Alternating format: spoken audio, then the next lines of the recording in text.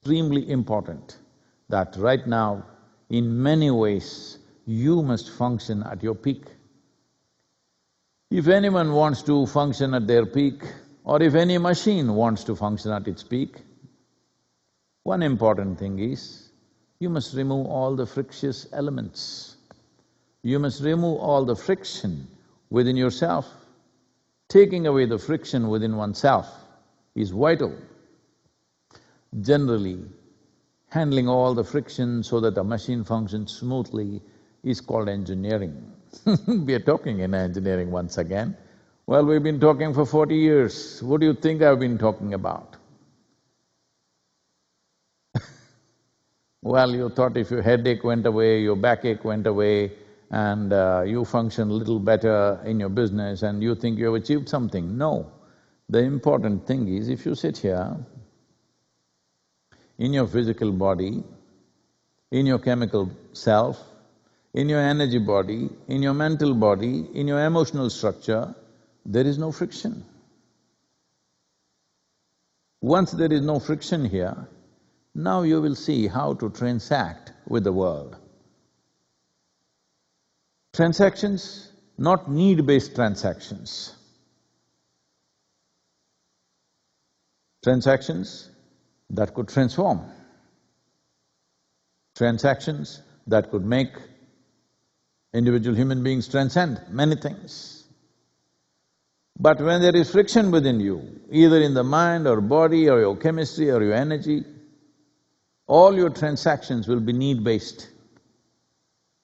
When I say need-based, the need may be…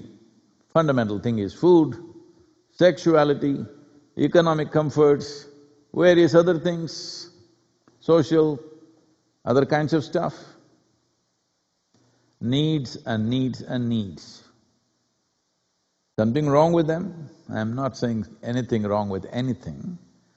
There's just that what could be a grand life is a meager life because it's badly engineered.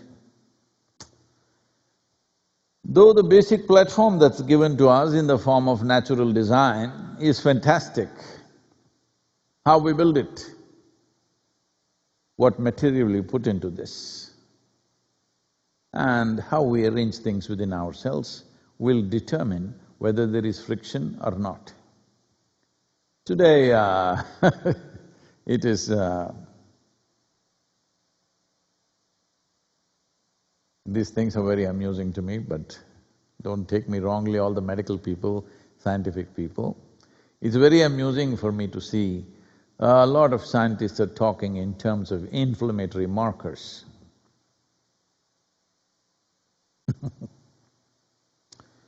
Well, if something is swollen in you, whether your ego or your body or your brain, believe me, you will suffer. We have always known this. Or with either it's in the cellular level or molecular structure, anything swollen means you will suffer. Because it is a consequence of friction.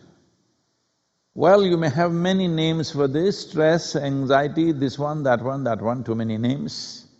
Essentially, there is friction in your physical structure, in your chemical structure, in your energy structure, in your psychological structure, in your emotional structure, there is friction. Anything that has friction is obviously not a good machine, not an optimal machine.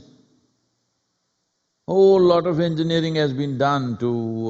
let's say if we take the movement of our automobiles, from a locomotive which was going, you've seen the steam locomotive, it went chok chok, chok chok, chok chok, we thought it was great. Now it's going electric car. Lot of friction has been taken out.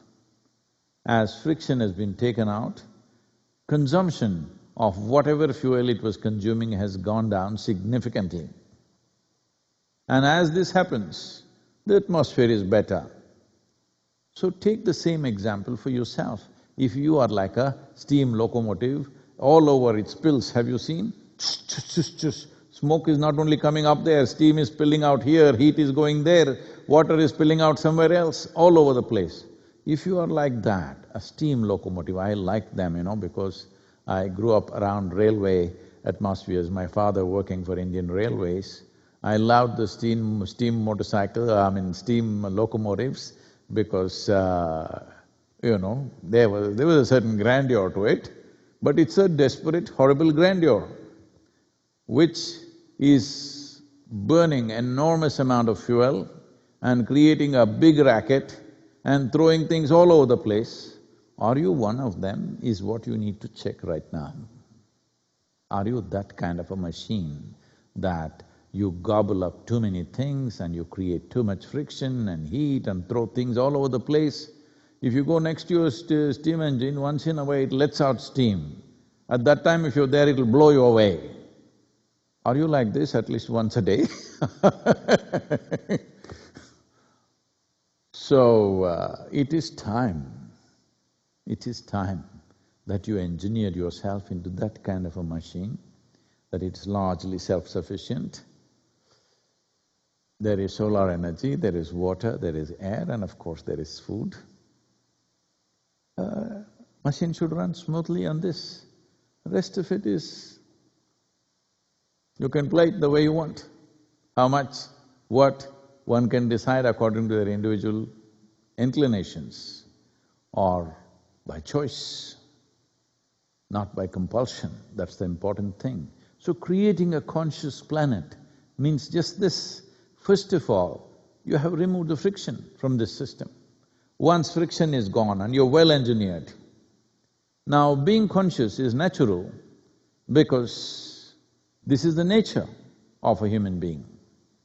Let us understand what is the difference between being conscious, because the word consciousness is being used in all kinds of terms. Essentially,